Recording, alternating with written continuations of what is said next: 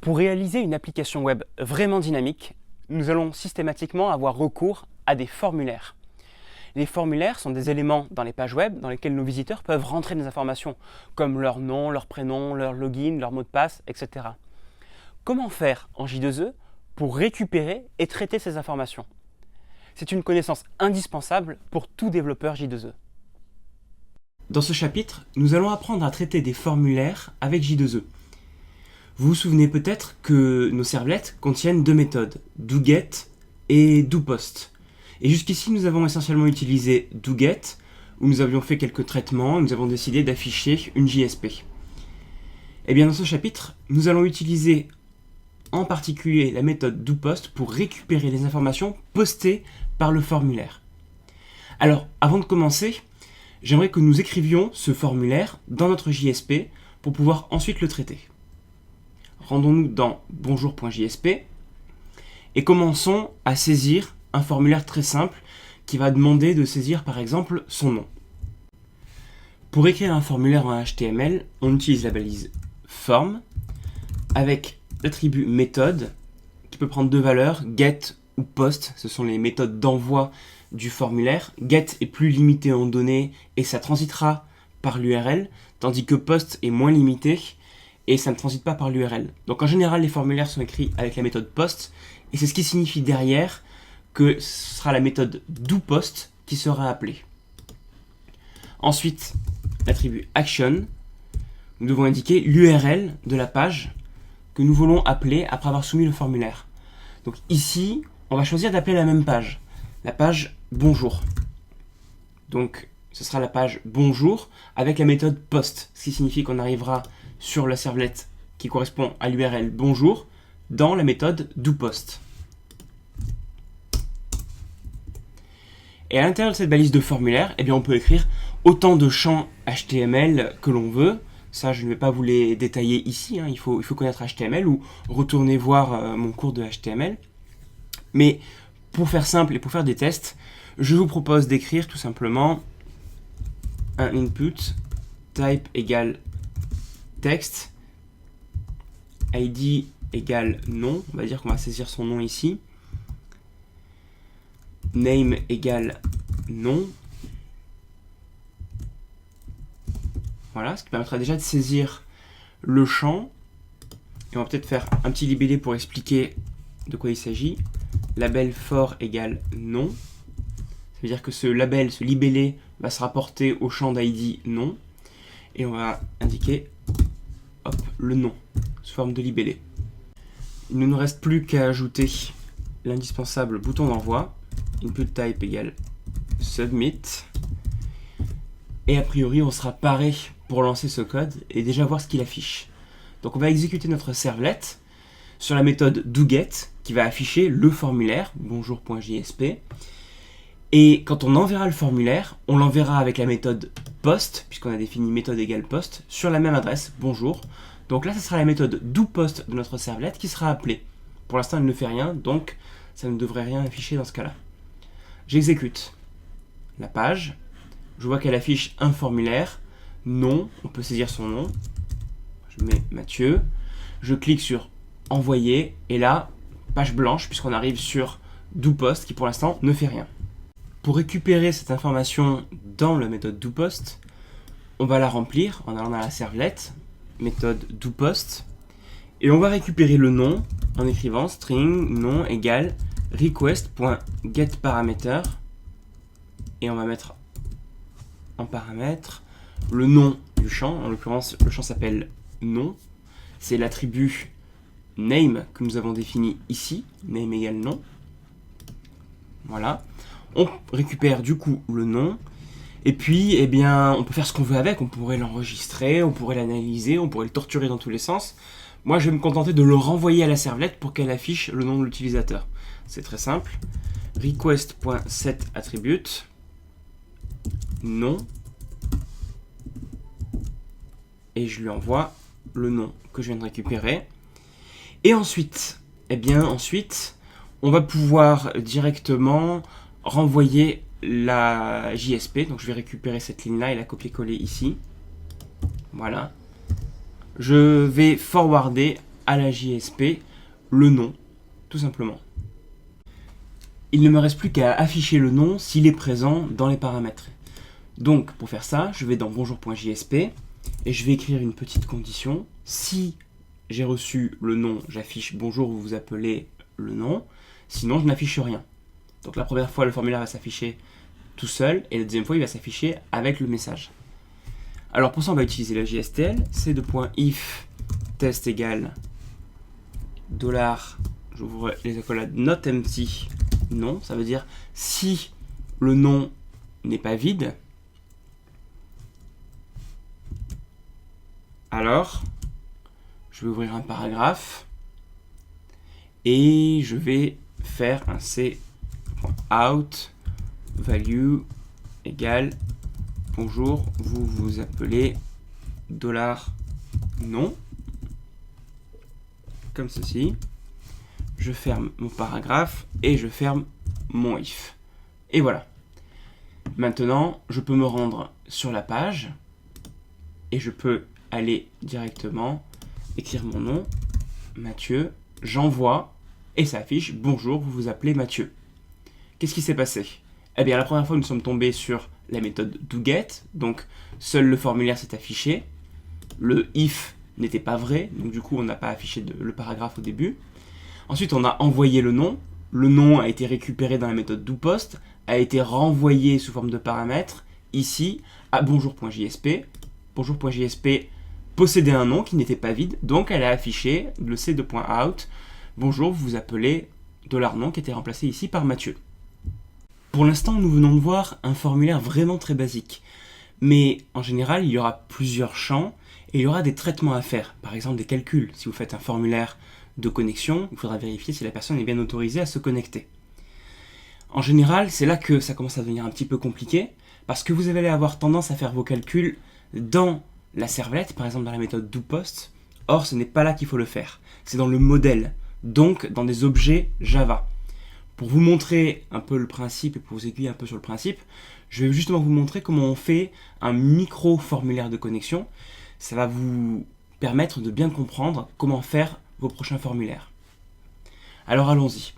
Je vais remplacer nom par login, ici, et je vais faire un autre. Je vais faire un paragraphe à l'intérieur du formulaire. Je fais p/p. Et ensuite, je vais rajouter un autre élément. De la même façon, je vais copier-coller les lignes, ça ira plus vite. Hop. Et je vais l'appeler pass, mot de passe. Et c'est un input type égale password que je vais faire cette fois-ci. Avec name égale pass et id égale pass. Voilà. Donc, un formulaire de connexion. Ici, ce if, pour l'instant, n'est plus adapté, mais on va le changer après. Je retourne à la méthode doPost. Et ici, je vais faire quelque chose d'un peu plus subtil, puisque je vais créer un objet métier qui va se charger de faire les calculs sur le formulaire et de vérifier que tout s'est bien passé.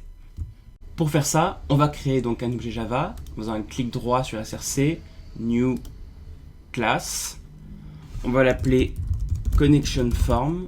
Et on va le mettre dans un package com.octest.forms qui sera chargé de traiter l'ensemble des formulaires de notre application. Voilà, nous sommes dans connection form. Cet objet va être chargé simplement de renvoyer un résultat pour dire si oui ou non la personne est autorisée à se connecter au site. Pour l'instant, comme il n'y a pas de base de données, on va faire très très simple. On va simplement simuler que la personne a le droit ou non de se connecter. Donc on va renvoyer un résultat sous forme de chaîne, private string résultat, et on va faire un clic droit pour générer no getters and setters, source generate getters and setters. Voilà, je peux valider. Ça permet de récupérer le résultat, le définir. Et maintenant, il ne me reste plus qu'à écrire une méthode qui va nous permettre de vérifier la connexion de l'utilisateur. Donc ce sera une public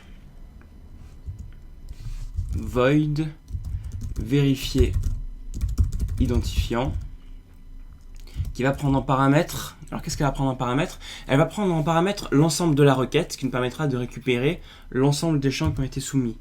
Donc ce sera un objet de type HTTP servlet request, qu'on va appeler request, c'est notre requête. Et à l'intérieur, cette fois, on va récupérer les champs. Donc string login égale request.getParameter login.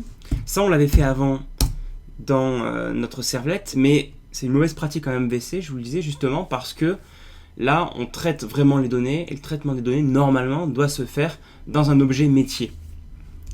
On va faire pareil, string pass égale request.getParameter pass.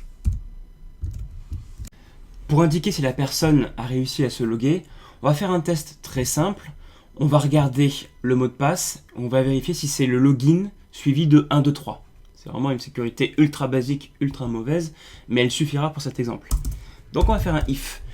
If pass.equals, et là on va mettre login plus 1, 2, 3.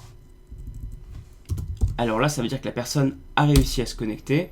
Donc on va écrire résultat égale vous êtes bien connecté. Sinon, else résultat égale identifiant incorrect. Voilà, ça suffira. Maintenant, on retourne dans notre servlet. On va enlever le traitement qu'on faisait sur le nom, qui n'existe plus ici. Et on va créer un objet de type connection form. Donc, on y va. Connection form, on va l'appeler form, égale new connection form. Et on va appeler form.vérifier identifiant, la méthode qu'on a créée.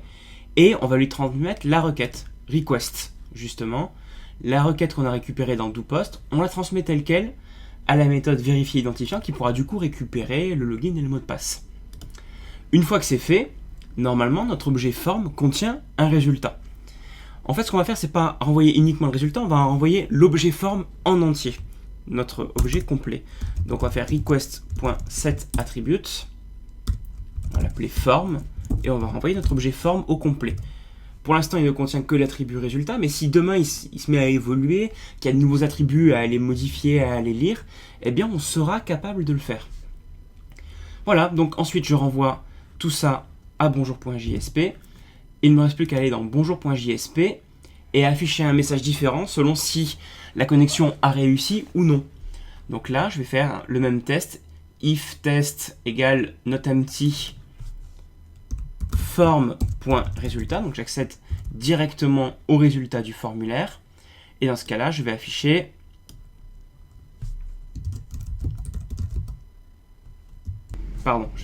directement le résultat. Donc il suffit d'écrire $form.résultat.